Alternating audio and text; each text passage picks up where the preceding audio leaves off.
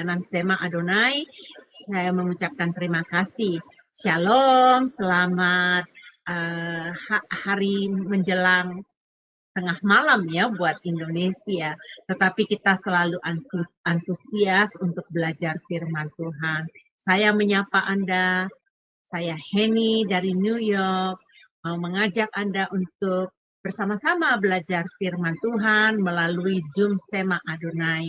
Zoom Sema Adonai saat ini dipenuhi oleh para pengajar-pengajar firman Tuhan, para dosen-dosen yang berkompeten ya untuk menyampaikan pengajaran-pengajaran firman Tuhan. Baik Bapak Ibu yang terkasih, sebelum kita memulainya, hari ini kita mendapatkan pengajaran yang sangat-sangat luar biasa. Saya sendiri sangat tertarik ya belajar firman Tuhan ini dari pengajaran Freedom in God ya. Apa sih pelajaran Freedom in God itu? Oh, menarik sekali teman-teman. Ternyata itu sangat baik buat kita untuk menjalani kehidupan kita ini. Dan waktu saya mendengarkan penjelasan sekilas dari Bapak Pendeta Jos Sudarman, yaitu dosen saya ya yang akan mengajar di RDO, dan dia menjelaskan tentang bagaimana kita menjalani hidup ini. Wah, saya bilang saya tertarik sekali, luar biasa pengajaran ini. Nah, Bapak Ibu, ayo bersama-sama kami fokus, dengarkan, dan tema pengajaran hari ini adalah kehendak bebas ya. Bapak Ibu yang terkasih, saya mengundang Bapak Ibu bersama-sama dengan saya untuk berdoa. Mari kita berdoa. Maha besar Engkau Bapa yang kami sembah di dalam nama Tuhan Yesus. Kami sangat bersyukur dan berterima kasih hari ini, jam ini Bapa, kami boleh belajar firman Tuhan melalui hamba-Mu yang Engkau kirim ke Zoom Sema Adonai. Bapa, suatu mukjizat, Zoom Sema Adonai boleh menerima, boleh mendapatkan, boleh bersama-sama oleh banyak sekali hamba-hamba Tuhan yang berkompeten yang Engkau kirimkan. Kami tahu Bapa, ini adalah pekerjaan Tuhan.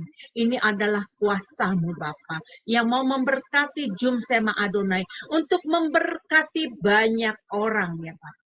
Bapa, hamba berdoa urapan-Mu secara khusus untuk hamba-Mu Pak Jos Sudarman Tuhan.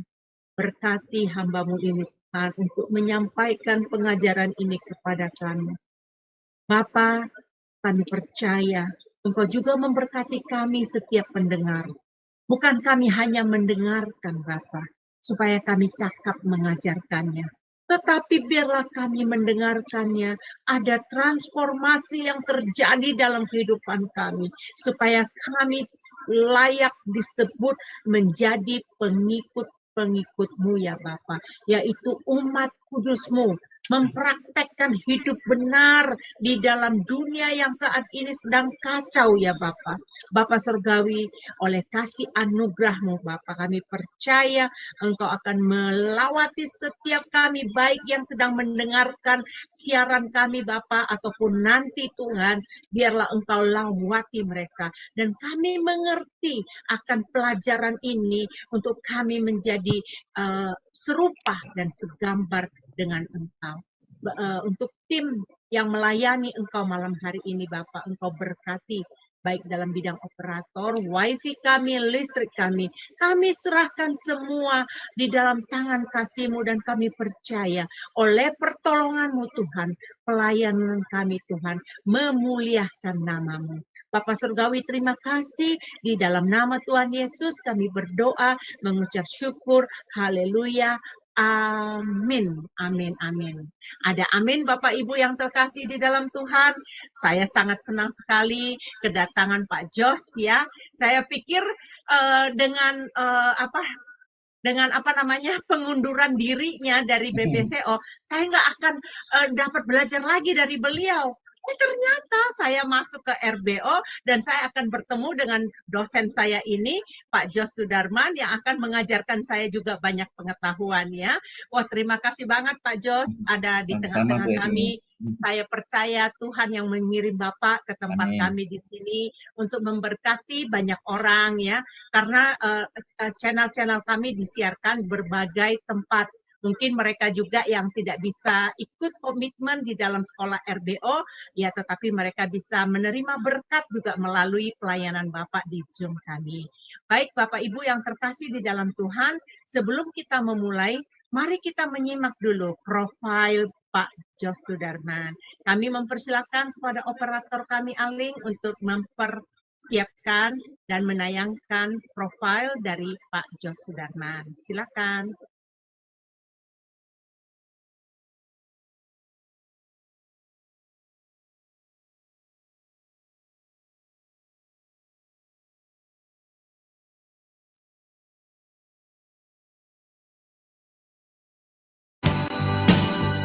Salam semua, kami dari Sema Adonai dengan bangga memperkenalkan pembicara kita yakni Bapak Pendeta Jos Sudarman. Dan berikut adalah profil singkat dari beliau. Terlahir dengan nama Jos Sudarman Lauwanto. Dilahirkan di kota Palembang pada tahun 1967. Terlahir dalam keluarga Kristen.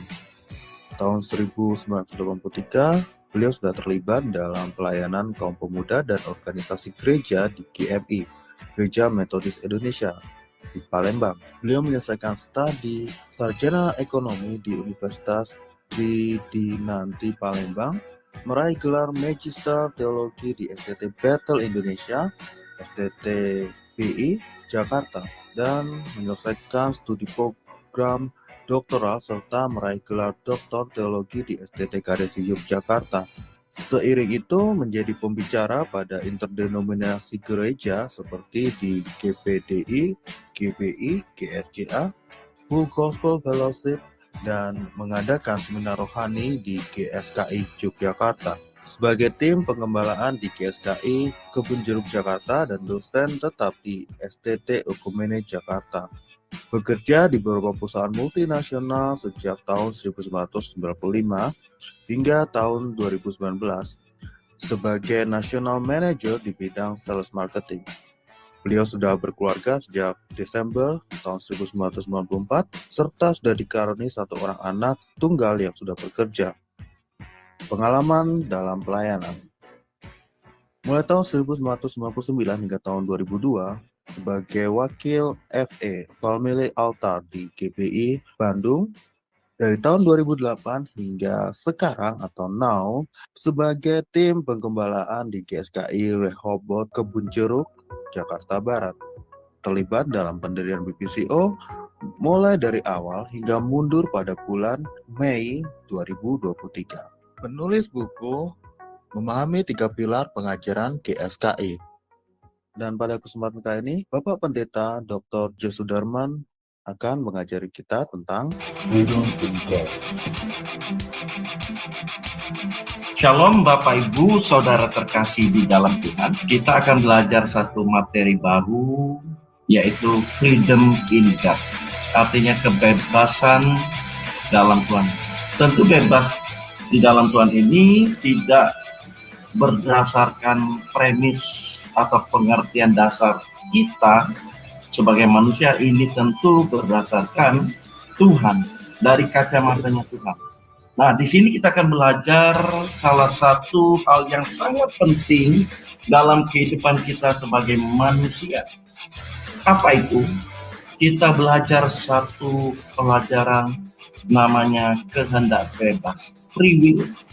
Bermacam-macam orang mendefinisikan tentang kebebasan.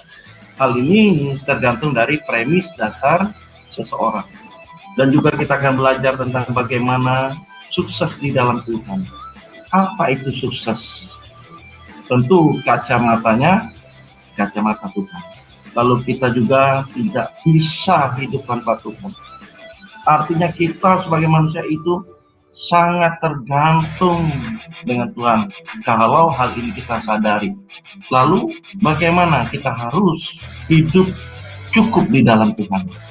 Jadi poinnya, Bapak Ibu, materi Freedom in God ini lebih banyak berbicara tentang karakter kita sebagai manusia yang benar-benar seperti Tuhan kehendaki, yaitu menjadi manusia Tuhan, man of God-nya.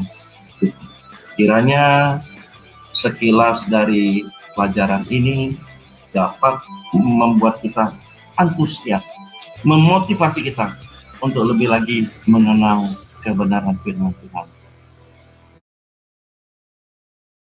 Ya, wah, luar biasa sekali ya. Kita sudah melihat acaranya pada hari ini tentang materi yang akan disampaikan oleh dosen kita, dosen saya ya, yang akan memberkati kita. Bapak Ibu yang terkasih, tibalah saatnya saya akan menyerahkan kepada Pak Jos untuk memaparkan pengajaran yang akan diberikan kepada kita. Dipersilakan Pak. Terima kasih Bu Heni. Shalom Bapak Ibu terkasih di dalam Tuhan. Senang saya berada di Sema Adonai. Ini kali pertama saya memulai sharing pengajaran firman Tuhan.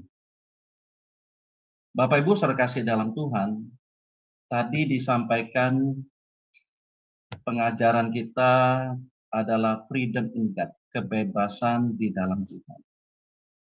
Tentu kebebasan di dalam Tuhan memiliki aturan yang jelas.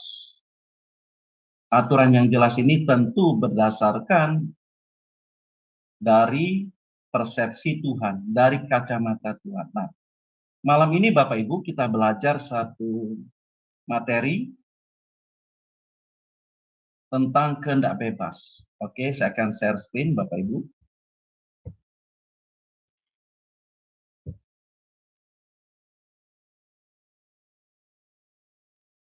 Oke, apakah sudah terlihat materinya? Sudah terlihat Pak, sudah jelas Pak. Oke ya. Ya. Oke. Nah, Bapak Ibu, ini kita akan bahas 6 kali pertemuan. Nanti kalau waktunya ada, nanti saya akan lanjutkan lagi ya sampai materi 7 sampai 10 atau 12 nanti ya. Tapi kita maksimalkan 6 materi ini. 6 materi ini sudah sangat-sangat memberikan satu pemahaman bagi kita dalam bagaimana kita menggelar kehidupan kita. Kalau tidak Bapak Ibu, kita akan terjebak di dalam rutinitas keberagamaan. Rutinitas keberagamaan. Apa itu rutinitas keberagamaan? Adalah bagaimana kita melakukan syariat-syariat, ritual-ritual, atau seremoni keagamaan. Yang mana hal itu tidak ada bedanya dengan agama-agama yang lain. Tentu kita ketahui bahwa kekristenan itu adalah the way of life. The way of life. Jalan hidup. Jalan hidupnya siapa? Tentu kita sepakat jalan hidupnya Tuhan Yesus. Makanya kita disebut orang Kristen, pengikut Kristus, murid-murid Kristus. Artinya kita mengikuti jalannya Tuhan Yesus, mengikuti jejaknya Tuhan Yesus, mengikuti teladannya Tuhan Yesus.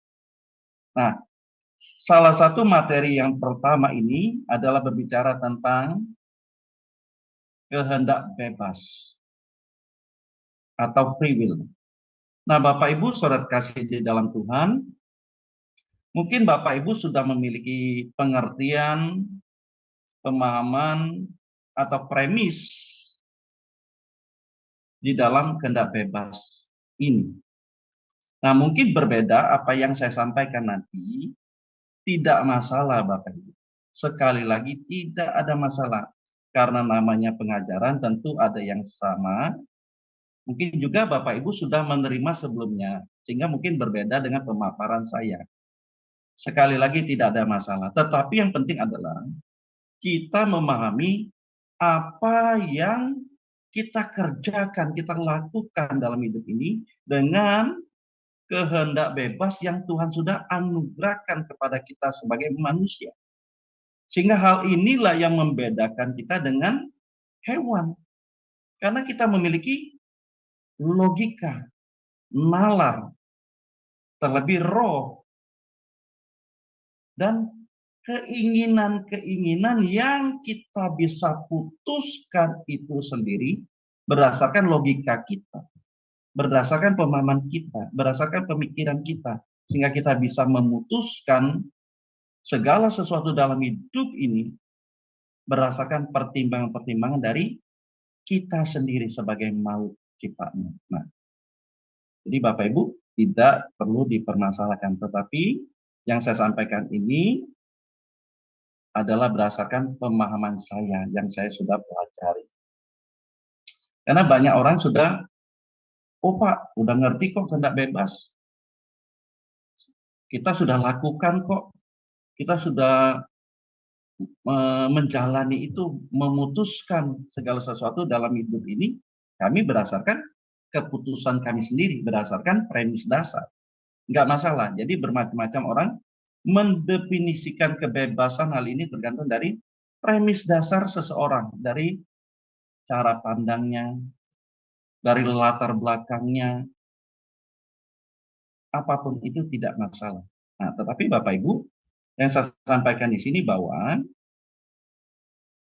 kalau kita sudah memiliki premis dasar bahwa Allah sudah menetapkan segala sesuatu secara mutlak dan sepihak. Kalau kita sudah memiliki premis dasar bahwa Allah sudah menetapkan segala sesuatu secara mutlak dan sepihak, maka kebebasan dalam arti yang sebenarnya tidak ada, tentu sudah pasti ya Bapak Ibu. Ya, kalau ada Allah sudah menetapkan segala sesuatu loh. Jadi kebebasan yang ada pada kita, kebebasan yang seperti apa? Tentu tidak ada. Jadi hanya sebuah kata di mana pengertian bebas berupa sekedar terhindar atau lepas dari campur tangan pihak lain. Nah, hal ini kita akan dalami Bapak Ibu. Tentu Allah tidak memberikan sesuatu, contohnya kehendak bebas atau kebebasan kepada makhluk ciptanya, lalu dipegang gitu. Seperti kalau kita berada di satu perusahaan gitu ya Bapak Ibu, kadang atasan kita atau pimpinan kita kalau memberikan wewenang tidak seutuhnya, tidak sepenuhnya. Suka dia pegang apa? Ekornya katanya. Dipegang ekornya. Supaya apa? Supaya bisa dikendalikan. Dan ini berbeda sekali dengan Tuhan. Berbeda sekali dengan Allah. Kalau Allah memberikan benar-benar lepas. Padahal kita tahu bahwa segala sesuatu di langit dan bumi ini berada di kendalinya Allah. Kita percaya itu. Tetapi dalam hal kehendak bebas, Allah benar-benar tidak melakukan namanya intervensi. Walaupun Allah berdaulat dan sangat bisa melakukan kalau Allah mau mengintervensi kehidupan kita. Tetapi Allah, nah ini yang luar biasanya, Allah memiliki rule of the game. Allah memiliki aturan tatanan yang mana dia berjanji kepada dirinya sendiri, dia tidak akan mengintervensi dalam hal keputusan manusia. Walaupun kadang ada ya Bapak Ibu, tetapi Allah sangat menghormati, menghargai apa yang sudah diberikannya kepada manusia, yaitu kehendak bebas ini. Jadi sebenarnya Bapak Ibu, kita sebagai manusia ini, waduh, sangat-sangat luar biasa. Lebih daripada makhluk ciptaan yang lain. Itulah yang membedakan kita dengan hewan dan sebagainya. Karena Allah sangat menghormati kita sebagai makhluk ciptaannya.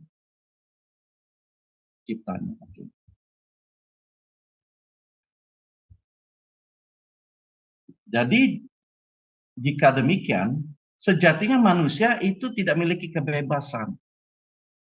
Kalau sampai yang tadi yang saya ceritakan, kalau Allah sampai mengintervensi, sebab segala sesuatu yang terjadi dalam kehidupan manusia telah dinaskahkan oleh Allah dan berlangsung sesuai dengan skenario yang sangat ketat. Kalau sampai dengan itu dilakukan Allah, wah, Bapak Ibu, kita hanya seperti robot. Kenapa? Karena semua keputusan, pilihan, serta segala tindakan manusia sudah dirancang oleh Allah. Sehingga manusia hanya melaksanakannya, eksekutor saja. Kalau sampai Allah mengintervensi atau Allah mengatur kehidupan manusia. Sehingga kita tidak bedanya dengan robot. Kita sama dengan robot yang dikendalikan melalui remote control.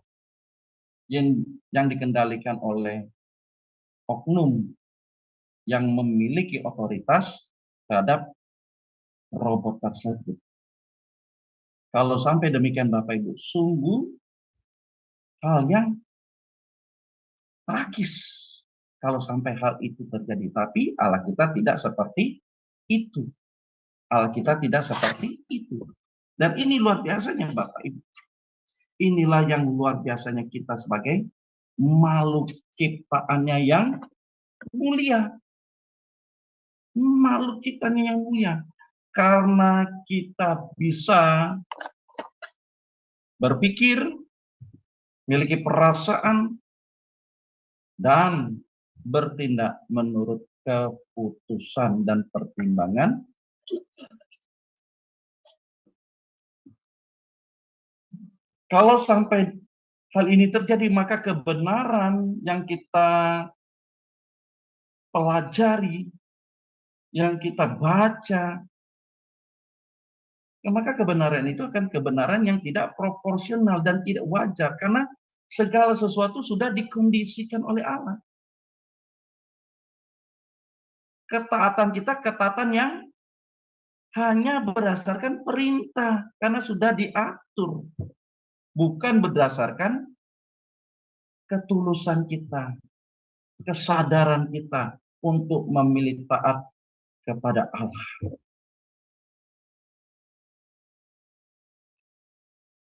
Jadi dengan demikian Bapak Ibu, kehendak bebas ini sangat-sangat berperan penting dalam kehidupan kita sebagai makhluk ciptaan. Memiliki peran yang sangat-sangat penting. Kenapa Bapak Ibu? Kenapa? Karena melalui kehendak bebas ini, kita harus mempertanggungjawabkan segala keputusan yang kita ambil selama kita hidup di bumi ini. Dan keputusan yang kita ambil itu akan berdampak kepada kekekalan. Berdampak kepada kekekalan. Betul Bapak Ibu. Salah dalam mengambil keputusan dalam hidup kita. Artinya salah kita mengambil arah fokus hidup kita. Ya bisa saja Bapak Ibu kita berbalik, bisa saja. Tetapi bagaimana kalau kita sudah terlena? Kita merasa sudah maknyus, merasa sudah nyaman, merasa sudah cocok dengan selera jiwa kita, keputusan yang kita ambil. Padahal keputusan yang kita ambil itu sangat-sangat bertentangan dengan kehendak Tuhan. Oke, Bapak Ibu, kita lanjut dulu ya.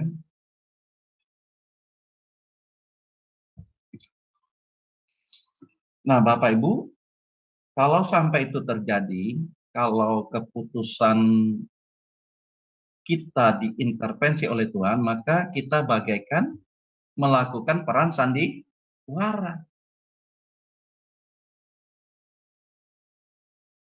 Seperti ada lagu ya, dunia ini panggung sandiwara.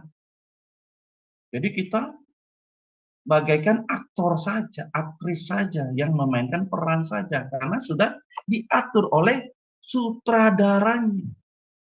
Kita hanya memainkan peran itu saja.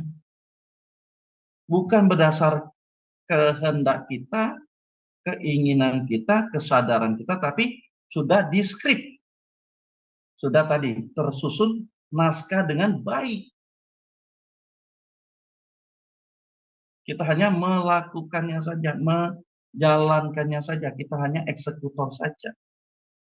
Ini adalah pandangan yang salah besar. Ini pandangan yang salah besar. Kalau itu terjadi, tadi saya sampaikan, kebenaran tidak dapat diimplementasikan secara proporsional dan wajar kalau premis dasarnya adalah Allah sudah menetapkan segala sesuatu secara sepihak dalam kedaulatan mutlaknya. Ini harus kita perhatikan serius Bapak Ibu ya. Kebenaran tidak dapat diimplementasikan secara proporsional dan wajar kalau premis dasarnya adalah Allah sudah menetapkan segala sesuatu secara sepihak dalam kedaulatan mutlaknya dan kita adalah aktor dan aktrisnya yang hanya memainkan peran sesuai skrip atau skenario naskah yang sudah tersusun dengan rapi.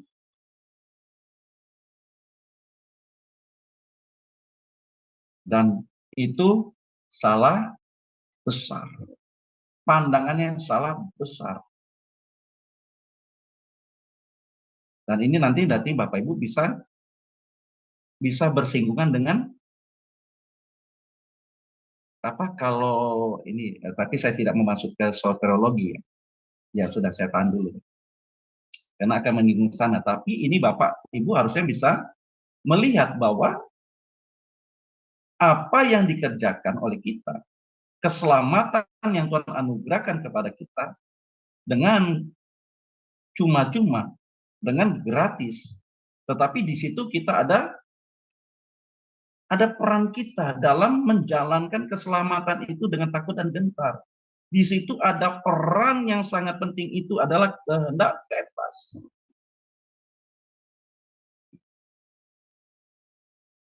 Lalu ada yang mengatakan nih, sekali nggak apa-apa saya sampaikan. Ada yang berpandangan sekali selamat tetap selamat, ya kan? Ada yang berpendapat demikian, berpandangan seperti itu tidak perlu kita perdebatkan. Tetapi kalau Bapak Ibu memahami kehendak bebas ini, tentu ini sangat berkaitan dengan keselamatan kita loh. Kenapa? Kehendak bebas yang ada pada kita, lalu kita pergunakan dengan sesuka-suka kita menuruti kehendak daging kita, keinginan duniawi kita, keinginan jasmani kita, dan kehendak bebas itu tidak sesuai, kehendak bebas yang ada pada kita, yang kita lakukan itu tidak sesuai dengan kehendaknya Allah, maka apakah kita tetap selamat? Nah, nanti Bapak Ibu bisa menjawabnya masing-masing ya. Saya hanya melontarkan ini saja. Karena saya tidak mau nanti kita ke pengajaran materi yang lain. Oke.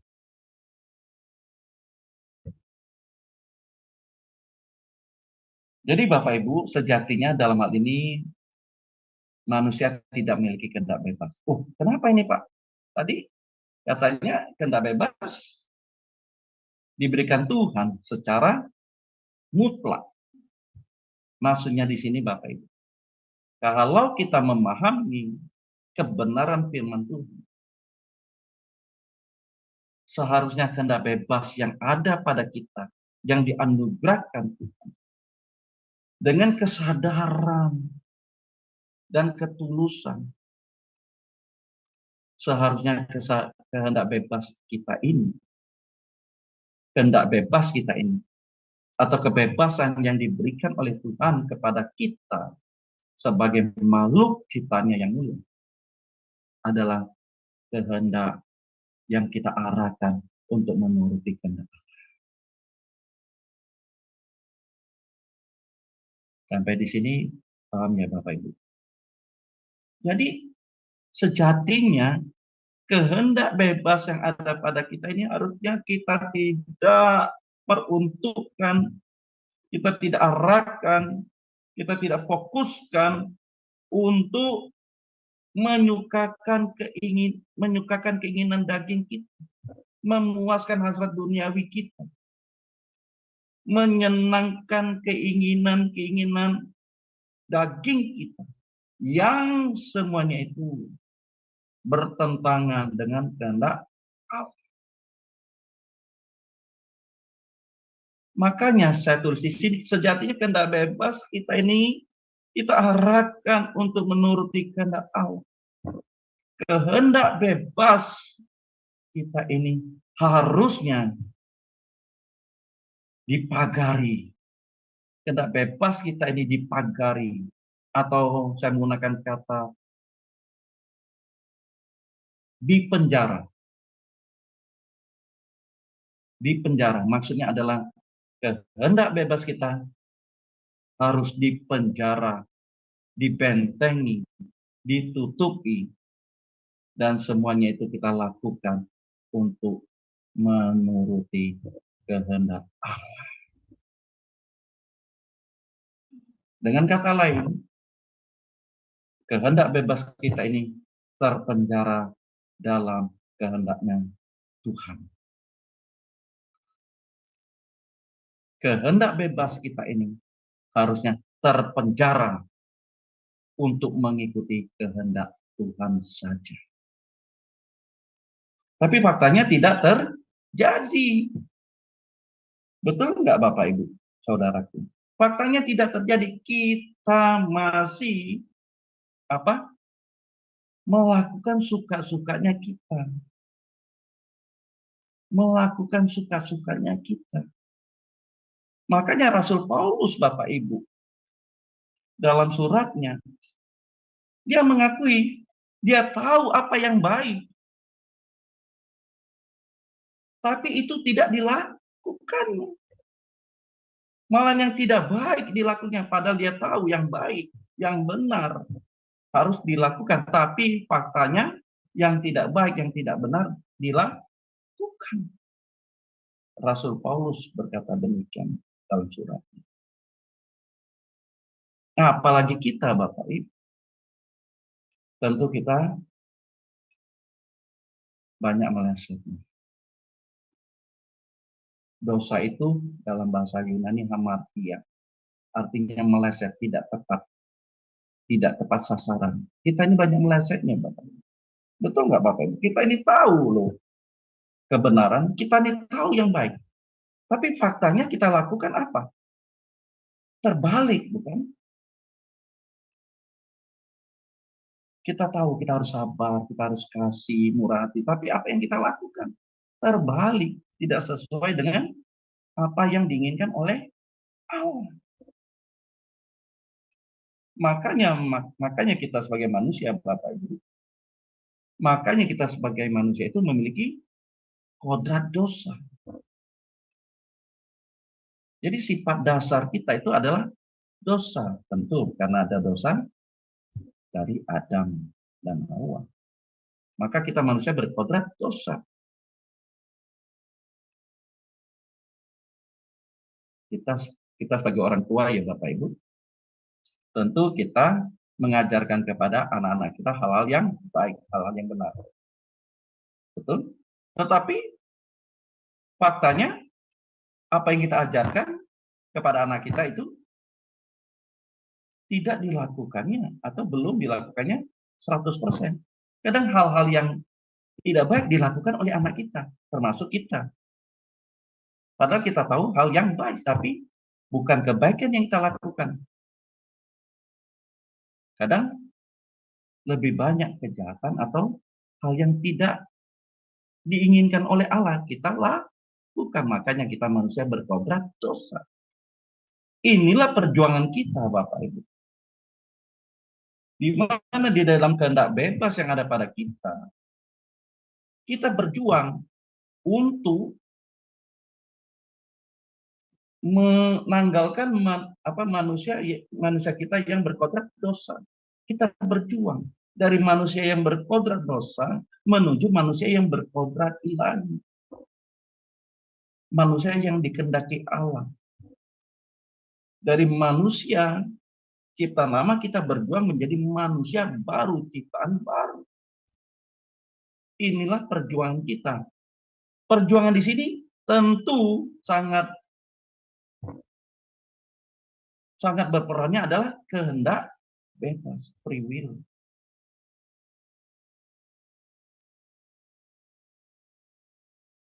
Jadi Bapak Ibu, kehendak bebas ini sangat-sangat berperan sekali dalam menentukan kehidupan kekal kita. Karena dalam kehendak bebas ini dapat membawa kita menuju kehidupan kekal atau sebaliknya, kebinasaan kekal.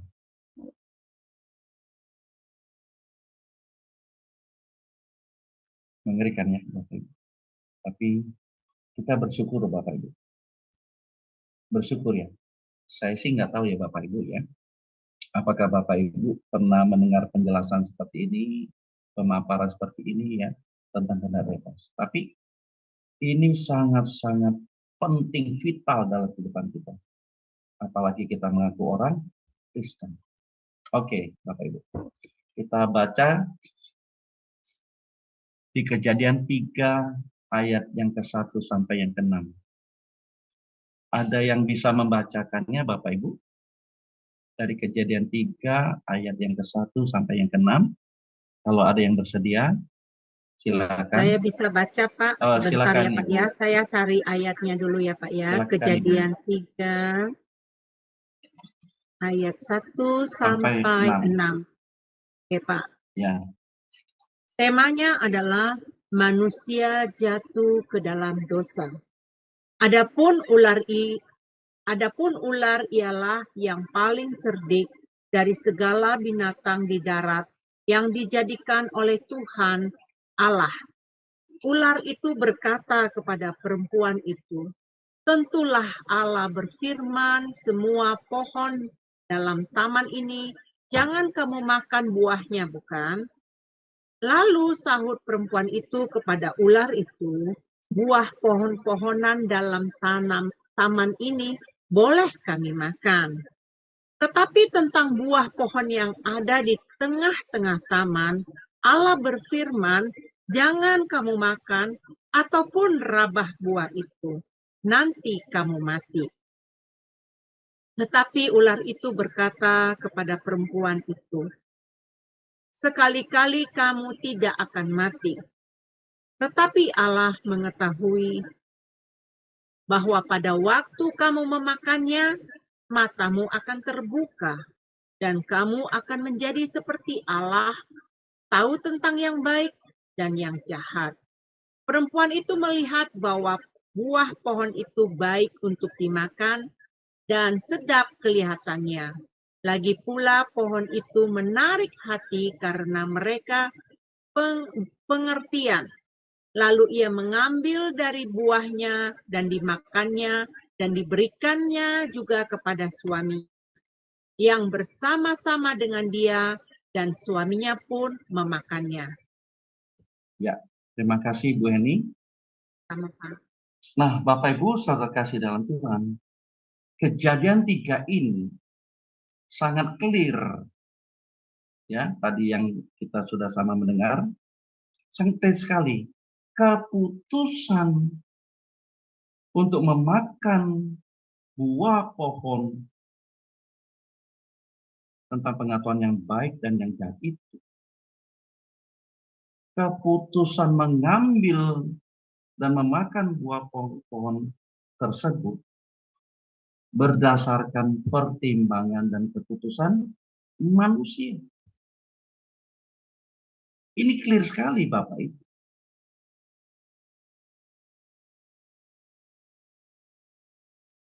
Allah tidak mengintervensi.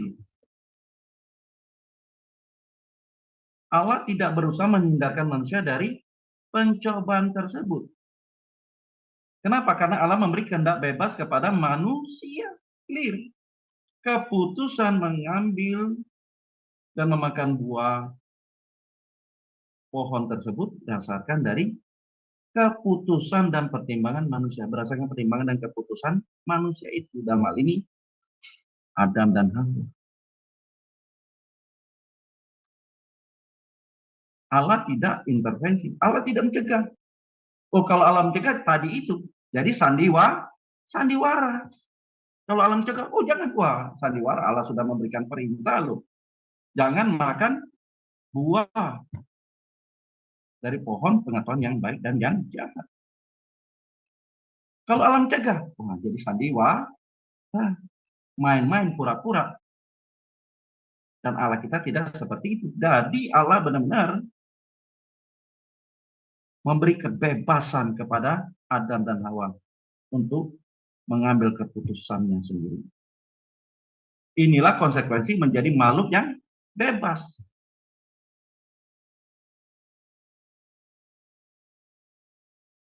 Allah juga tidak berusaha supaya manusia itu bebas dari pencobaan, tidak. Allah juga tidak mencegah ular untuk menggoda manusia, tidak. Ini real. Tidak ada skenario sama sekali. Tidak ada skenario sama sekali. Ini real. Jadi Bapak Ibu, dari sini kita sudah memahami benar-benar Allah menghargai apa yang sudah diberikannya kepada manusia, yaitu kehendak bebas. Allah tidak intervensi, Allah juga tidak mencegah adanya pencobaan, adanya godaan dari si ular. Allah juga tidak menghindarkan supaya ular itu tidak menggoda manusia, tidak.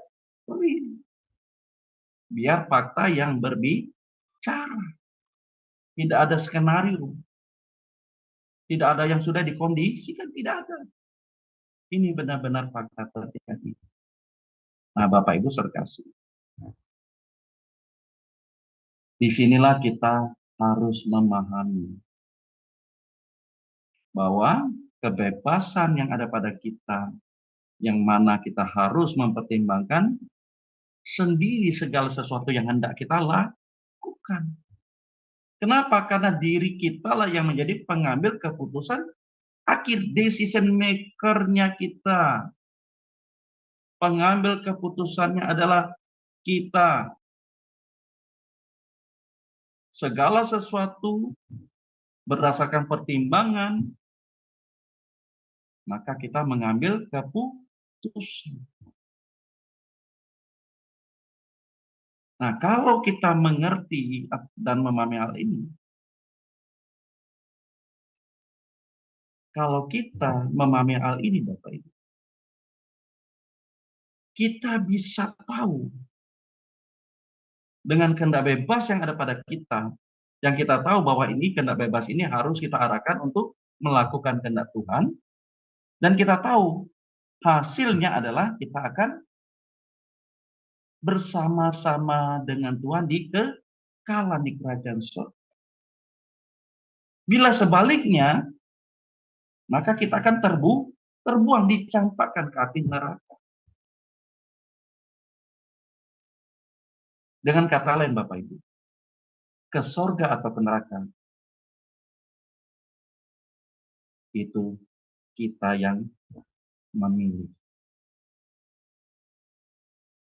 Sampai di sini ya Bapak Ibu ya. Ke surga atau ke neraka, kita yang memilih, kita yang menentukan. Tuhan bertindak sebagai hakim yang adil. Kita yang memilih. Kita yang memilih. Coba kita keluar sedikit Bapak Ibu. Saya minta tolong Ibu Eni bisa baca lagi di Matius 7.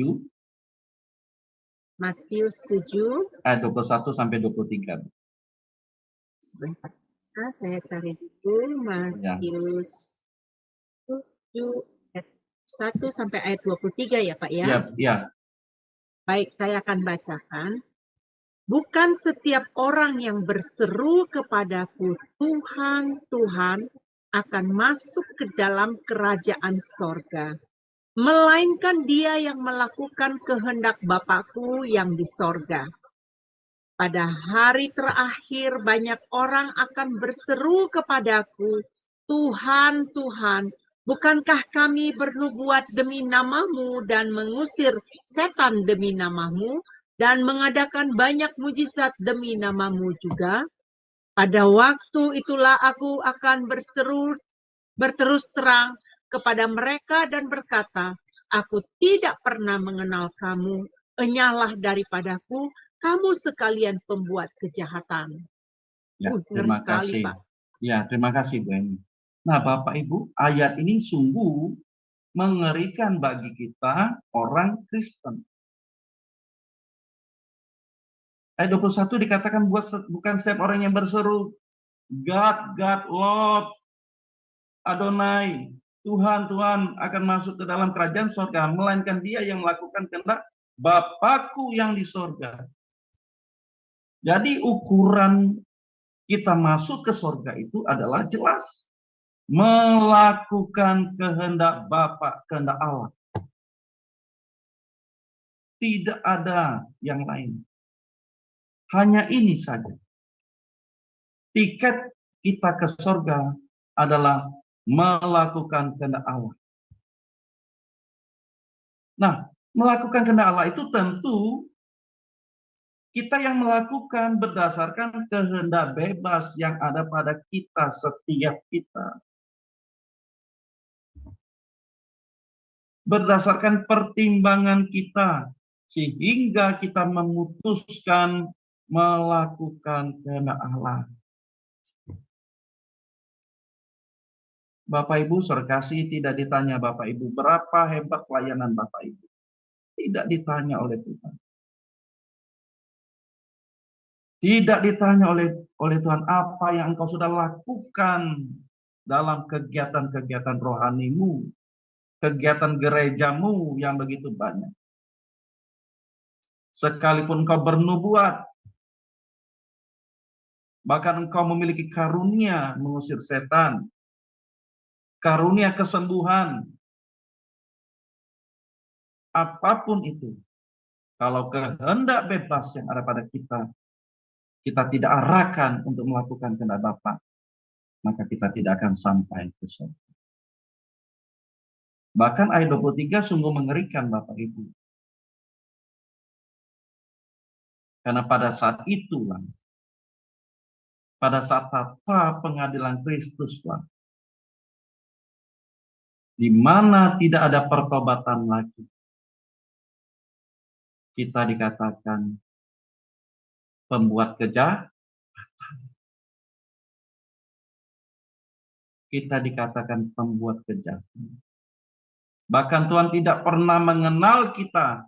Oh Tuhan, padahal aku sudah melakukan begitu banyak kegiatan-kegiatan pelayanan. Waktuku ku berikan dalam pelayanan. Bahkan dana, tenaga, aku ada di kegiatan pelayanan. Tapi kalau kita tidak melakukan kehendak Bapa,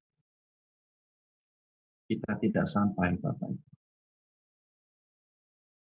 Maka saya bilang di awal, maka saya katakan di awal, kehendak bebas ini sangat-sangat penting dalam kehidupan kekristenan kita. Yang mana ini menjadi penentu apakah kita akan sampai dan masuk ke dalam kerajaan surga, atau kita terbuang, dicampakkan ke api neraka.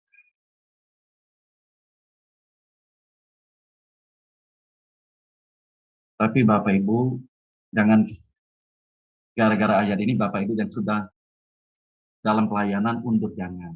Tetap maju terus. Harus. Karena pelayanan, pekerjaan Tuhan membutuhkan kita. Kita ini adalah mitra Tuhan. Kita ini adalah partnernya Tuhan. Kita ini adalah kawan sekutunya Tuhan. Tetapi jangan motivasi kita berbeda. Jangan motivasi kita salah. Jangan itu yang menjadi utama. Tapi yang utama adalah kita melakukan kehendak Tuhan, dan tentu pelayanan-pelayanan yang ada pada kita yang dipercayakan oleh Tuhan, kita kerjakan dengan maksimal. Dan semuanya itu untuk memuliakan Tuhan. Bukan untuk kepentingan kita. bukan untuk kepentingan. Oke, Bapak Ibu, saya lanjut. Coba kita baca di Yakobus, Ibu ini bisa baca lagi. Pasti Pak, saya akan Ya. mempersiapkan ayatnya di Yakobus Yakobus 1 ayat 13 sampai 15.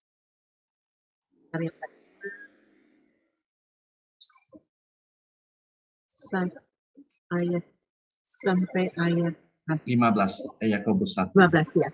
Baik, demikianlah firman Tuhan.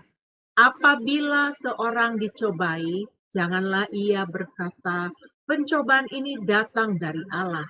Sebab Allah tidak dapat dicobai oleh yang jahat. Dan ia sendiri tidak mencobai siapapun. Tetapi tiap-tiap orang dicobai oleh keinginannya sendiri karena ia diseret dan dipikat olehnya. Dan apabila keinginan itu telah dibuai, ia melahirkan dosa. Dan apabila dosa itu sudah matang, ia melahirkan maut. Ya, terima kasih Bu Eni. Bapak Ibu, kalau kita mendengar tadi di Yakobus 1 ayat 13 sampai 15 jelas ya. Pencobaan ini bukan dari Tuhan. Ya, sebab Allah tidak dapat dicobai oleh yang jahat dan ia sendiri tidak mencobai siapa pun. Tetapi apa? Tiap-tiap orang dicobai oleh keinginan sendiri. Tadi kalau kita melihat tadi di Kejadian 3, Hawa tergoda, Hawa tertarik melihat buah pohon itu. Artinya ada keinginannya sendiri, ada hasratnya. Melihat buah itu menarik, memikat dia sehingga ia terseret. Dan apabila keinginannya itu dibuai, ia melahirkan dosa. Dan apabila dosa itu sudah matang, ia melahirkan maut. Upah dosa adalah maut, kematian. Dari ayat ini Bapak Ibu kita simpulkan bahwa pertama Allah tidak pernah menjadi kausalitas atau penyebab kejahatan atau dosa. Allah tidak pernah menetapkan manusia untuk jatuh dalam dosa dan melakukan kejahatan. Salah besar kalau kita menganggap hal ini. Loh, Allah justru mengutus anaknya yang tunggal Tuhan Yesus ke bumi, ke dunia untuk menyelamatkan kita. Loh kok Tuhan mau menjatuhkan kita lagi? Kan tidak mungkin. Ya, paham ya Bapak Ibu? Jadi memang keputusan manusia itu sendiri, keinginan manusia itu sendiri untuk jatuh dalam dosa, untuk berbuat dosa atau melakukan kejahatan, bukan dari itu. Yang kedua, manusia berinisiatif melakukan tindakan sendiri melanggar atau menaati perintah. Jadi tidak ada campur tangan Tuhan atau intervensi Tuhan. Jadi kehendak bebas yang ada pada manusia itu sendirilah yang mengambil sikap atau menentukan keputusan untuk taat atau tidak. Mengikuti kehendak Tuhan atau melawan perintah Tuhan. Untuk setia atau tidak setia. Bergantung kepada manusia itu sendiri dengan keputusannya.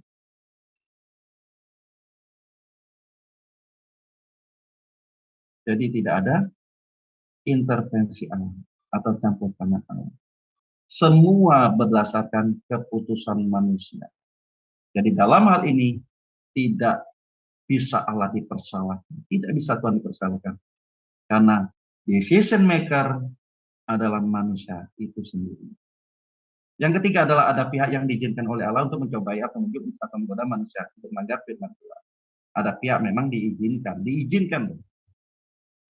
Diizinkan tadi si ular itu personifikasi dari iblis. Memang diizinkan. Tujuannya apa sebenarnya? Padahal sudah jelas perintah Tuhan, jangan kamu makan buah itu. Udah jelas. Kalau kamu makan itu kamu akan mati. Kamu pasti mati.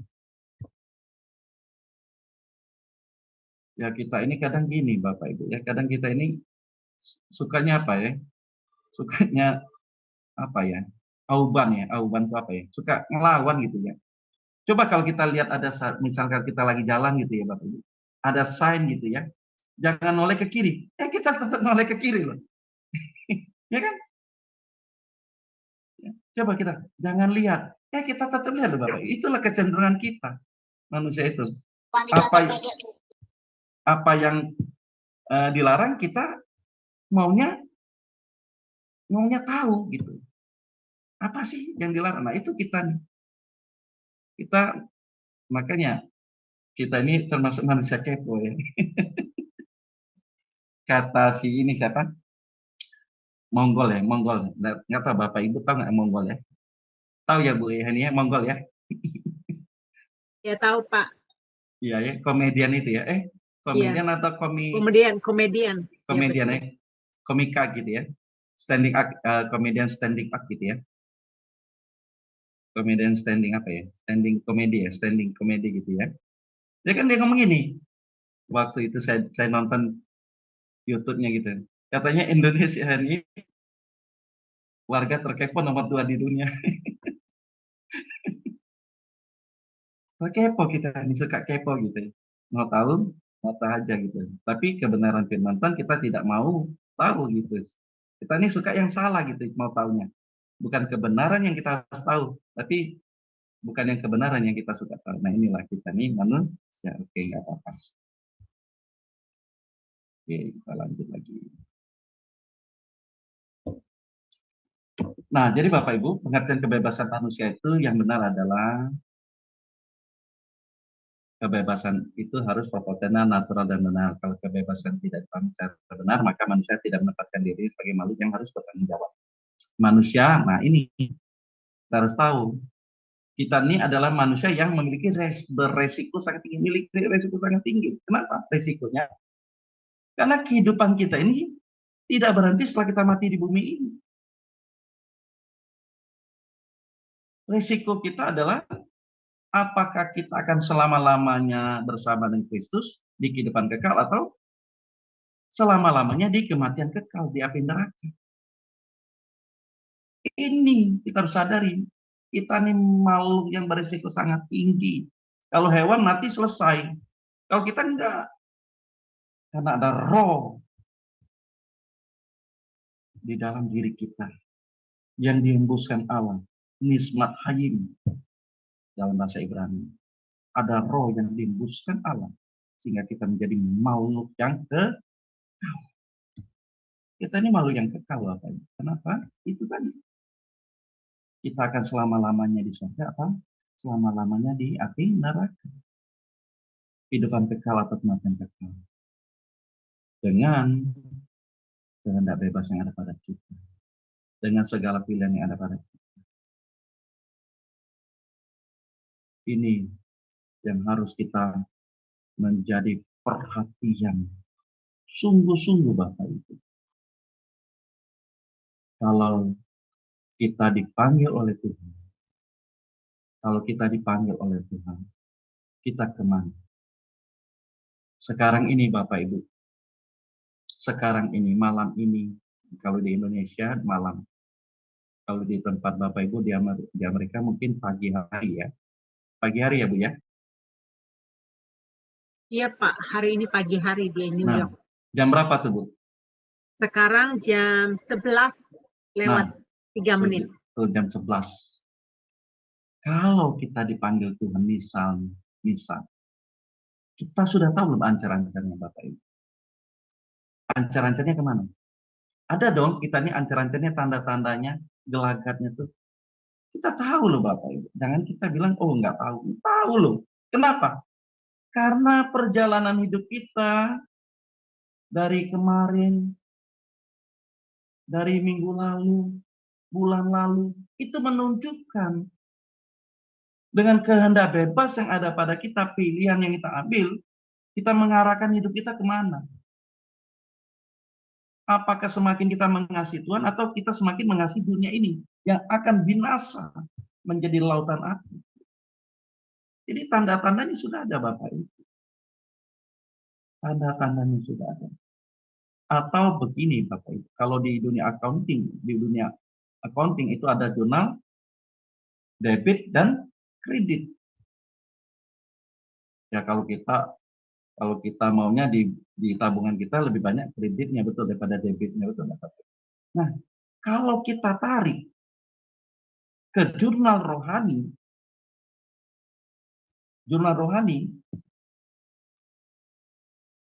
kehendak Allah, kehendak daging kita.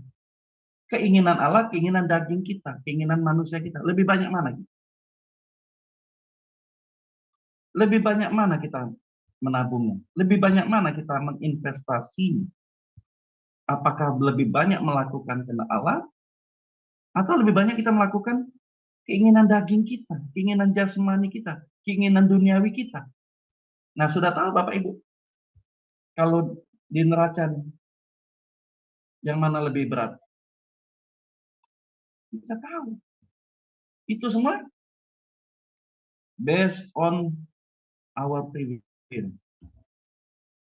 Berdasarkan kehendak bebas kita. Kita melakukan itu. Bapak Ibu, ini mengerikan ya Bapak Ibu. Tapi justru kita bersyukur Bapak Ibu tahu hal ini, kebenaran hal ini. Jadi kita benar-benar serius melakukan apa yang jadi kehendak Allah dan hidup kita. Apa yang Allah inginkan untuk kita lakukan itu dengan kehendak bebas kita. Jadi sebenarnya Bapak Ibu, tadi tulisan di awal tadi, sejatinya kita tidak memiliki kehendak bebas, walaupun kita memiliki kehendak bebas. Kenapa? Kehendak bebas yang ada pada kita harusnya kita lakukan untuk memenuhi, melakukan kehendak Allah sepanjang usia hidup kita di bumi ini. Sampai kita menutup mata di bumi ini dan kita buka mata ketemu Tuhan di surga.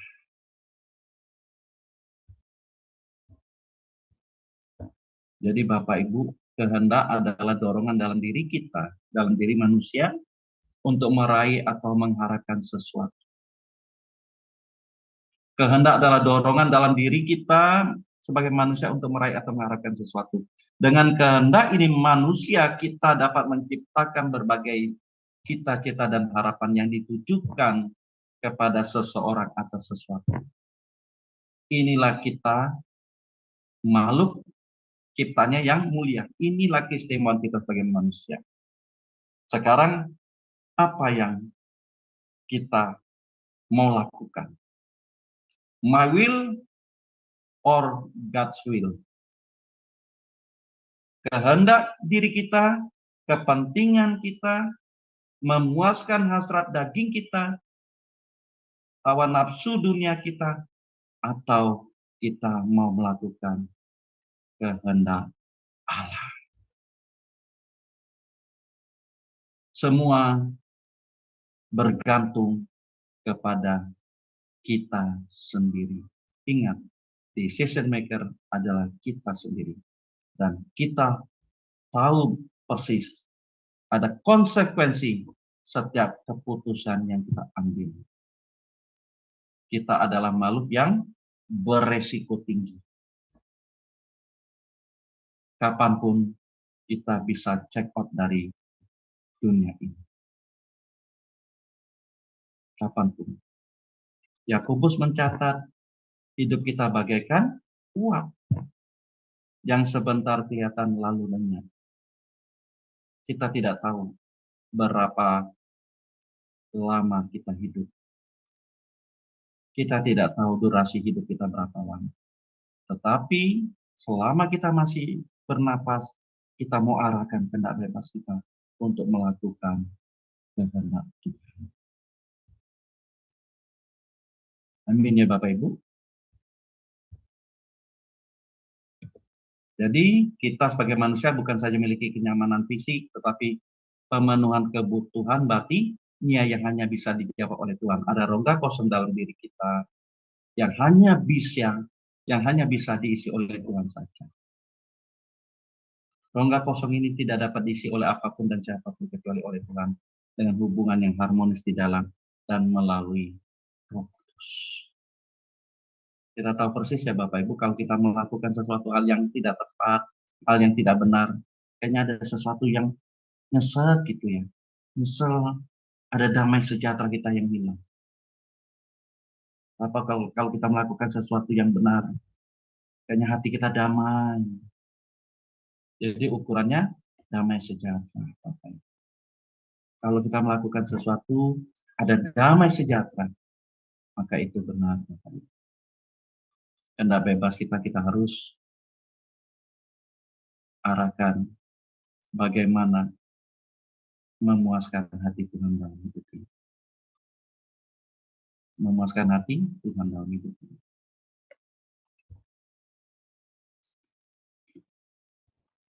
Coba kita baca Bapak Ibu di Matius 4 ayat yang keempat. Matius 4 ayat yang keempat, boleh Bu Heni? Matius 4 ayat keempat itu ayat favorit saya, Pak. Tapi saya baca itu sebenarnya hafal, tapi saya takut kalau saya salah ya. Nah, ini firman Tuhan. Tetapi Yesus menjawab, ada tertulis, manusia hidup bukan dari roti saja, tetapi setiap firman yang keluar dari mulut Allah. Benar nggak? Itu saya benar. baca, saya ayat haleluya. Benar, haleluya. Luar biasa Oke. Bapak Ibu. Jadi kita hidup bukan dari roti saja, ini benar-benar roti Bapak Ibu, makanan. Tapi kita harus ingat, kita hidup dari setiap firman yang keluar dari mulut Allah. Adalah suatu kehormatan yang tiada tara kalau kita manusia diberi kebebasan untuk menempatkan diri kita di hadapan Tuhan dengan benar. Dan ini harus dilakukan dengan kerelaan, dengan kesadaran, bukan dengan paksaan. Hal ini berarti bahwa kita memilih Tuhan. Dengan kesadaran kita memilih Tuhan. Melakukan kehendak Tuhan. That's it. Jadi dengan kesadaran, dengan kerelaan, dengan ketulusan, kita memilih Tuhan. Untuk mengasihi, menghormati Tuhan dengan segenap hati, dengan segenap jiwa, dengan segenap kekuatan yang ada pada kita, dan kita abdikan diri kita dengan kehendak bebas. Kita abdikan diri kita untuk menjadi pelayannya, untuk menjadi muridnya, menjadi pengikutnya, sehingga kita Bapak Ibu sampai di kekekalan, sampai di kekekalan. Oke Bapak Ibu, ini slide-nya masih panjang, tapi saya cukupkan malam ini sampai di sini. Saya cukup dulu ya Bapak Ibu. Nanti mungkin Bapak Ibu ingin bertanya atau ingin menanggapi, silakan. Saya stop share dulu. Terima kasih. Silakan Bu Eni. Ya, terima kasih banyak untuk Pak dosen saya itu Pak Jos yang membawa materi pada hari sangat luar biasa. Tentunya ini benar-benar sangat memberkati hidup kita ya. Bapak Ibu yang terkasih, jangan kemana-mana karena akan dibuka ruang tanya jawab. Tapi sebelum ruang tanya jawab ini, wah saya sangat senang sekali, ternyata full of the house ya. Tadi ada beberapa orang yang pamit karena besok pagi mereka harus bekerja jam 4 pagi, tetapi ya tidak apa-apa ya. Pak, ini sangat luar biasa pengajaran hari ini ya. Saya teringat sekali waktu saya pernah diajarkan tentang mengenai kehendak bebas ini. Seperti yang Bapak ajarkan tadi bahwa kita tuh tidak punya kebebasan seperti apa yang kita mau secara manusia, tetapi kehendak bebas kita itu adalah kehendak Allah. Jadi ibaratnya kita sudah menjadi umat Kristen itu, hidup kita seperti yang di penjara. Ya, kita tidak, orang yang di penjara itu tidak semaunya dia keluar dari penjara, dia mau beli rokok, dia mau beli pisang goreng, dia mau beli apa, atau dia mau besuk keluarganya, atau dia menghadiri pernikahan temannya, itu tidak bisa dia lakukan ya, karena ada satu peraturan-peraturan. Nah, peraturan-peraturan kita anak Tuhan itu adalah firman Allah. Firman Allah yang menggaitkan kita untuk masuk ke dalam kebenaran firman. Dan saya teringat di dalam firman Tuhan, di dalam kitab Mazmur ya Pak Jos ya. Kitab Mazmur itu dikatakan bahwa manusia dengan segala kegemilangannya ya tidak mempunyai pengertian, tidak mempunyai hikmat Tuhan. itu boleh disamakan dengan hewan yang dibinasakan. Jadi jadi saya selalu pernah saya ngajar di Jerman dan saya berkata kepada teman-teman saya di sana, coba cek dulu kita ini binatang atau manusia yang diciptakan yang dipenuhi oleh Roh Tuhan ya. Jadi ternyata pengertian kehendak bebas semakin dilengkapi dari pengertian-pengertian yang Bapak sampaikan tadi. Bapak Ibu yang terkasih, tadi sudah ada pertanyaan. Pak Titus, saya silakan membuka mute-nya. Pak Titus, silakan. Tadi mau bertanya ya, Pak Titus, silakan. Ya, selamat malam, selamat siang di New York. Selamat Ya. malam Pak dosen Jo Sudarman. Selamat Shalom. malam Pak Titus, shalom. Iya, saya mau bertanya tentang tadi kan dibacakan mengenai kejadian ya Pak, kejadian Ya. tentang keciptaan Tuhan sama kejatuhan manusia. Ada yang menggelitik Pak, yang kadang agak bingung buat saya bahwa Ya. apakah kejadian itu khususnya pasal 1 sampai 3 itu mitos atau fakta sejarah, Pak? Karena ya maaf dikata ular berbicara, kemudian ya dan sebagainya. Karena ini yang membuat agak bingung buat saya, Pak. Terima kasih, Pak. Itu saja. Haleluya. Amin. Ya. Oke, Pak Titus, kita tahu bersama Alkitab itu bukan mitos. Tahu ya, Pak. Kalau Alkitab itu mitos, saya tidak mau menjadi orang Kristen. Itu Pak, jelas. Alkitab itu adalah kebenaran. Amin. Artinya ini fakta. Loh, kalau kita bicara Pak tentang hal-hal yang ular itu berbicara, ular berbicara, itu personifikasi dari iblis. Ada hal itu sangat, aduh gimana ya, hal itu sangat-sangat mudah sekali. Karena iblis itu kan masih memiliki power, Pak. Ya kan? Jangankan hal itu, Pak. Dia apapun dia bisa berikan kepada kita. Kalau kita mau jadi orang kaya, jadi orang terhormat, iblis bisa lakukan itu. Bisa lakukan itu, bisa berikan itu. Tapi iblis tidak bisa memberikan damai sejahtera. Hidup kekal bersama Yesus. Lalu, menjawab pertanyaan Bapak, itu fakta, Pak. Kebenaran. Kalau sampai itu mitos, saya tidak mau menjadi orang Kristen. Dan tentu pasti Bapak Ibu tidak mau menjadi orang Kristen kalau itu mitos. Ya, tapi itu kebenaran, Pak. Amin. Amin. Pak, Oke, terima kasih. Ini jujur Pak, kemarin saya ikut, ya maaf dikata, ada kuliah yang mengatakan itu mitos dan saya nggak damai sejahtera sebenarnya gitu loh. Ya, sejujur saya betul tahu, Pak. Loh. Saya tahu Pak. Ya. Loh, Siapa kok yang berkata begini? itu saya tahu. Ya, tapi saya tidak mau berdebat. Cuman Iya. tidak ada damai Pak. Saya terus terang Iya. kalau ada sesuatu saya minta hikmat Tuhan. Iya. Saya sependapat dengan Bapak. Kalau sebagian Alkitab mitos, ya buat apa saya percaya gitu. Iya. Dan Betul, saya Pak. mengatakan begini bahwa iblis betul seperti Pak dosen ini menjelaskan, dia bisa punya power di dalam dunia. Ya, kalau istilah kata mah bisa menjelma jadi roh, setan dan sebagainya, kuntilanak gitu kan. Iya. Bahkan dia menyerupai binatang pun bisa. Maaf dikata kalau malam-malam orang kedar kan kuntilanak berupa jadi kayak suara ayam gitu dan sebagainya. Terima kasih Pak dosen. Saya sekarang sudah lebih mantap lagi. Pak Tuhan memberkati. Iya, sama-sama Pak. Oke, Pak. Terima kasih ya Pak Titus, terima kasih ya. Sekarang ini ada Pak Eron. Tulisan namanya itu pakai bahasa Arab Pak, tapi panggilannya Pak Eron. Ya silakan Pak Eron. Ya. Oke, shalom, selamat malam, Tuhan Yesus memberkati. Wah, luar biasa materi malam ini ya tentang free will. Saya juga terinspirasi Pak. Oke, jadi saya ada dua pertanyaan ya Pak tentang beberapa poin itu tentang free will ya Pak. Ya, jadi Pak. Pertanyaan saya yang pertama, kalau kita buka di dalam Roma pasal ke-9 ayat ke-20 sampai ke-23 berkenaan dengan perumpamaan periok dengan tukang periok itu Pak. Jadi gimana tanggapan Bapak tentang itu? Di mana bahwa Allah telah menetapkan atau memilih atau gimana itu kan seperti takdir gitu. Itu yang pertama Pak. Dan yang kedua lagi tentang kisah Adam dan Hawa itu dah jatuh ke dalam dosa.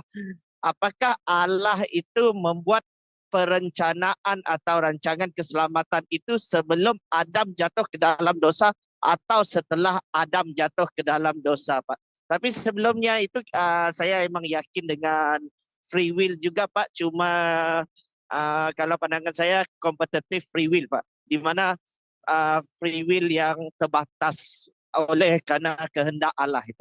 Oke, itu aja dari saya, Pak. Terima kasih. Oke, Pak Eron. Gini, Pak. Ya. Bangsa Israel ini saya tidak menjawab secara itu ya, Pak. Secara apa gamblang. Tapi saya ingin gini, Pak. Saya ambil contoh seperti ini.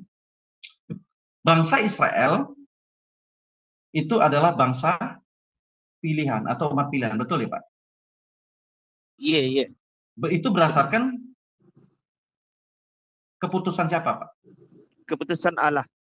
Iya, betul. Itu atas penentuan Allah, kedaulatan Allah memilih bangsa Israel sebagai bangsa pilihan atau umat pilihan. Kenapa tidak bangsa Indonesia atau bangsa Amerika? Tidak, karena itu penentuan Allah, penentuan Tuhan, kedaulatan Allah memilih bangsa Israel. Kalau kita melihat negara Israel itu negara yang sangat kecil. Jumlah penduduknya kecil dibanding dengan negara Indonesia, dengan jumlah penduduk Indonesia. Tetapi Allah memilih itu ya tidak bisa kita bantah. Itu prerogatifnya Allah. Bukan saya. Jadi keputusan Allah, prerogatifnya Allah memilih bangsa Israel. Ini ketetapan Allah. Itu Pak ya, jelas ya Pak ya, ketetapan Allah. Iya. Nah, lalu apakah bangsa Israel itu selamat? Semua bangsa Israel selamat, Pak? Tidak. Kenapa tidak? Karena ada dikatakan dalam ayatnya juga, ada yang selamat, ada yang tidak. Dan yang selamat itu umat yang dipilihnya. Ini bukan selamat umat yang dipilihnya, Pak. Tapi karena kehendak bebas dari bangsa Israel itu. Coba kalau kita lihat nanti Bapak baca di surat 1 Korintus, bagaimana perjalanan bangsa Israel di padang gurun itu ditulis di 1 Korintus. Mereka melawan perintah Allah, membantah, melakukan hal-hal yang tidak berkenan kepada Tuhan sehingga mereka dibinasakan oleh Tuhan di padang gurun. Hanya 2 saja yang selamat, betul? Ya. Kaleb dengan Yosua. Apakah itu penetapan Allah? Hanya Kaleb dan Yosua? Tidak kan, Pak? Betul nggak? Apakah Allah menetapkan hanya Kaleb dan Yosua yang sampai di tanah Kanaan? Tidak kan? Itu semua berdasarkan keputusan dari Yosua dan Kaleb, betul nggak Pak? Iya, iya. Nah, begitu juga kita, Pak. Jadi betul kita ini menjadi orang Kristen, kita menjadi orang percaya, Pak. Nah, tadi Bapak bilang, oh ini ditetapkan, betul. Tetapi untuk sampai kita selamat, benar-benar selamat, sampai di kekekalan itu berdasarkan pilihan kita sendiri. Bukan penetapan Allah, Pak. Nangkep nggak Pak sampai di sini Pak Eron? Nangkep nggak sampai sini ya? Nangkep, betul. nangkep. Allah memilih, betul. Allah sudah menentukan bangsa Israel sama dengan kita. Allah memilih kita loh. Allah memilih kita sebagai umat pilihan, betul nggak Pak? Iya. Allah sudah memanggil, sekarang memilih kita. Lalu apakah kita tetap dalam keselamatan itu atau tidak? Bergantung kepada kesetiaan ya. Kesetiaan kita berdasarkan kehendak bebas yang ada pada kita. Apakah kita memilih setia atau tidak pada Tuhan sampai akhir hidup kita. Betul nggak Pak? Iya, tadi kita bilang kita umat pilihan loh. Tuhan sudah manggil kita, udah kita dipilih nih. Tapi tidak cukup situ. Apakah kita setia sampai akhir hidup kita? Setia itu pilihan atau bukan Pak? Setia itu karunia dari Allah kalau dari pandangan saya Pilih. ataupun Oh, bukan pemahaman saya karunia, Pak. Pak. Mohon maaf, Pak. Pilihan. Bukan karunia, Pak. Pilihan ya. Pilihan Iya, iya. kita, Pak. Pilihan atas dasar kehendak bebas yang Ah. ada pada kita. Betul ya, Pak ya? Oke. Ya. Nah, oke, mudah-mudahan ilustrasi ini nangkep ke Bapak. Oke Pak, nangkap. Oke. Tadi yang kedua apa ya, Pak? Saya lupa tadi apa. Tentang Adam dan Hawa itu jatuh dalam dosa, Pak. Oke, Adam dan Hawa Terus, jatuh dalam dosa. apakah rencana Allah tentang keselamatan itu sebelum Adam dan Hawa jatuh ke dalam dosa atau setelah Adam dan Hawa itu jatuh ke dalam dosa? Keselamatan itu sudah pasti, Pak. Diberikan Allah setelah manusia jatuh dalam dosa. Berarti rencananya setelah Adam dan Hawa itu makan ya, Pak? Oh, sebenarnya gini, Pak. Ini saya agak melebar ya, Pak. Allah menciptakan Adam dan Hawa dengan nismat hayim, dengan hembusan roh yang dari Allah. Sebenarnya Allah ingin Adam itu, manusia pertama itu taat dan setia kepadanya. Ini rencana Allah nih. Adam dan Hawa itu taat atas perintah Allah pada saat mereka ditempatkan di Taman Eden. Tapi nyatanya mereka gagal, mereka tergoda oleh bujukan iblis memakan buah pengetahuan yang baik dan yang jahat itu. Nah, Allah kan tidak membiarkan loh, Pak, manusia ini berdosa dan tahu tadi kalau manusia berdosa upahnya adalah kematian. Loh, kalau mati selesai, Pak. Iblis jadi menang dong. Kalau manusia mati. Makanya Allah mengutus anaknya yang tunggal. Untuk apa? Menebus dosa kita. Supaya kita beroleh keselamatan itu. Misal nih, Pak, kalau Adam dan Hawa tidak jatuh dalam dosa, kita tidak ada, Pak. Ini contoh. Ini ekstrim, Pak. Ini ekstrim aja nih. Saya ngomong ekstrim ya. Ini ekstrim, Pak. Iya dong, Pak. Loh, Adam dan Hawa tidak jatuh dalam dosa, hidupnya benar. Hidupnya setia. Loh. Ya kalaupun kita lahir ya kita tidak seperti ini, Pak. Mungkin kita ya apa ya? Lagi di Taman Eden ya. Iya, fun-fun aja udah, Pak. Main-main aja gitu. Ini versi agak liar nih, Pak.